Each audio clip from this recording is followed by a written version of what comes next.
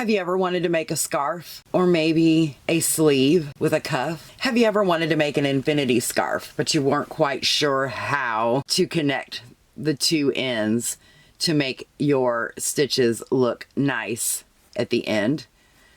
Today, I'm going to show you how to do the provisional cast on so that you can keep the stitches of your beginning of your scarf live, so that you can close them together with the stitches at the end to make one seamless join. Another reason why you would use the provisional cast on is if you were making, say, a sleeve and you wanted to do the cuff in a smaller loom, or if you wanted to make a collar. Anything that you want to keep your original stitches live, your cast on stitches live, is when you would use a provisional cast on.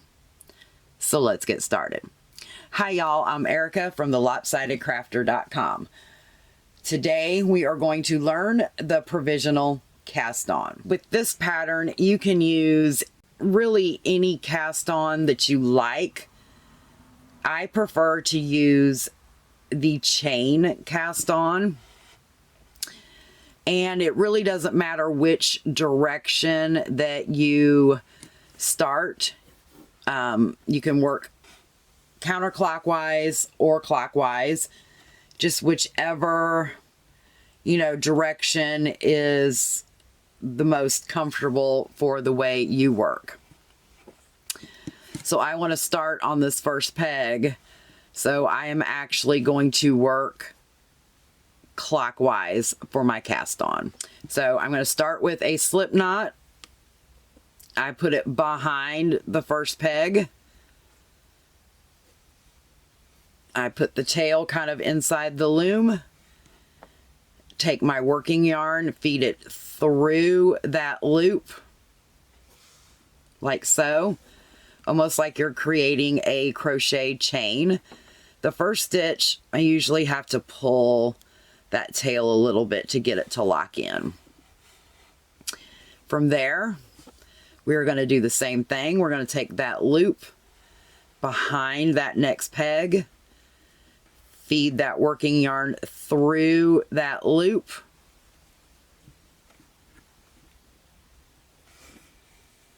and pull it tight. Again, loop behind your next peg, pull that working yarn through that loop, and pull tight.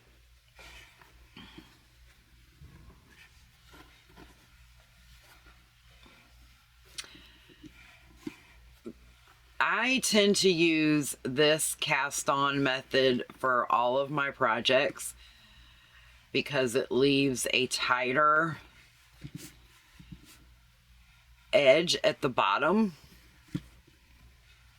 Again, you can use any cast on method that you prefer for this technique. So go ahead, finish your cast on, and I'll show you what to do at the end. Once you've worked all the way around the loom and you've pulled your working yarn through that last loop, just pop that loop back on your beginning peg, and then you're ready to work. I forgot to mention that the yarn you cast on with needs to be a contrasting color from the actual project color. So make sure that your waste yarn here, if you will, is a different color. Now, if you are wanting to do the garter stitch in the waste yarn, that is fine. And if you feel more comfortable purling this way, then you would start your cast on method the opposite of what I did. For me, I am just going to be doing some unit stitches. And you want to kind of do this loosely. The E-wrap stitch is okay, But in order to join your working yarn and get your stitches in a way that they will be live later and easily joined, the last round of your waist yarn must be the unit stitch.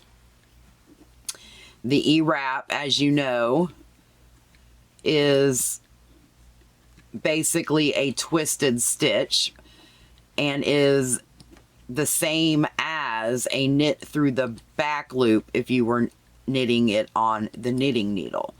So it actually twists the stitch.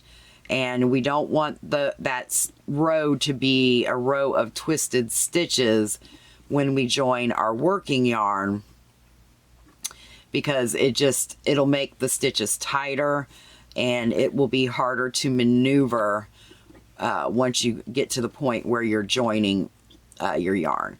Now we're back here to this other side. We're just going to treat those two as one, and we are just going to knit a couple rounds. You can do as many as you like. I would suggest a minimum of 5 to 6, maybe more depending on the gauge of your loom. You just want to have a good fair amount of waste yarn here. The more waste yarn you have, the easier it's going to be to find those live stitches later. So go ahead, knit you a minimum of 5 to 6 rounds, and then I will show you how to add your working yarn. Okay. So I have knitted 5 or 6 rounds of my waste yarn, and now I want to add my working yarn. One thing to note, just because it is considered waste yarn doesn't mean you're actually wasting it. It just means that it's not part of the actual pattern. I usually have a large clothespin like this that I got from the Dollar Tree that I will put a little bit of yarn on, and if I'm making something like a intarsia blanket or something like that, that's what I mainly use these for. But I also try to keep some yarn on them. You know, there's not very much left in the ball of yarn or whatever, and then I will use these for projects like this that I need the waste yarn for. So that's just another little tip. So you can cut the yarn if you want to, or you can leave it attached if it is on a bobbin. Just wrap it around and pop that yarn tail in, or put it bobby pin, whatever.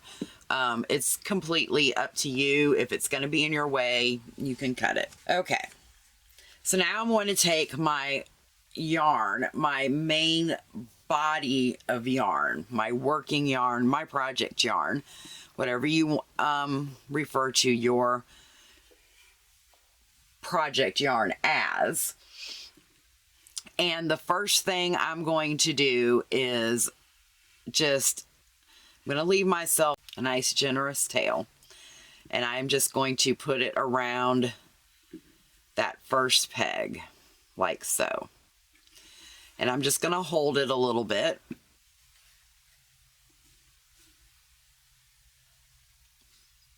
And knit that first stitch off.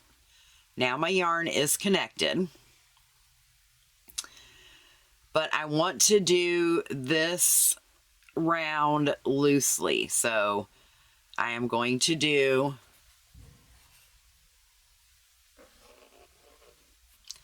the unit.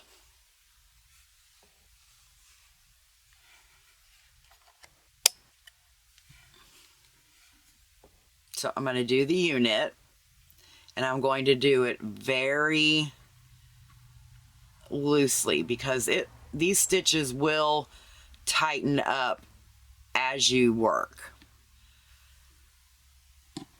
So we're going to try to do that loosely. So don't tug to your yarn. Just glide it over the peg.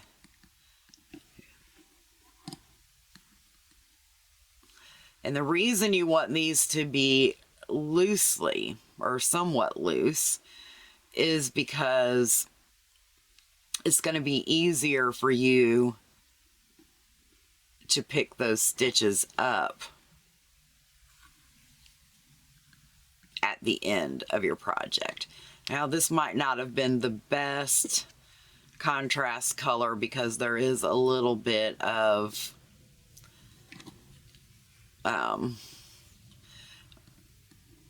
white in my working yarn.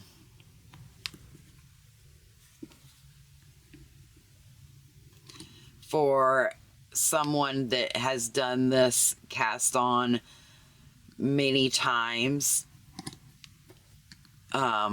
it would be okay. If you are a beginner, it needs, you know, make sure it's very contrasting. Just until you get an idea of how it works and what you're looking for.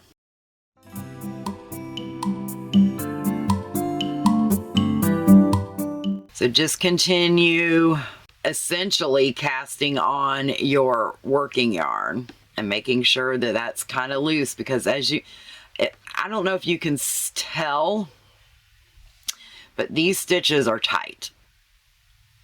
So we want these to be loose so that when we do our next round, these will tighten up.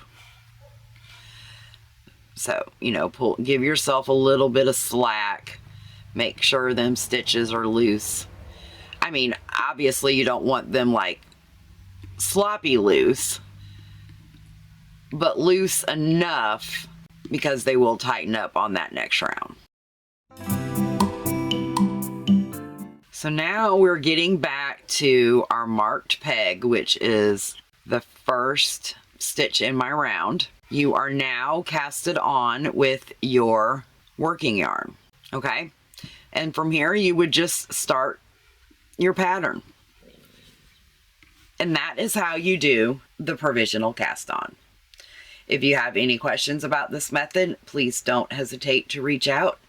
And until next time, happy loom knitting. Bye.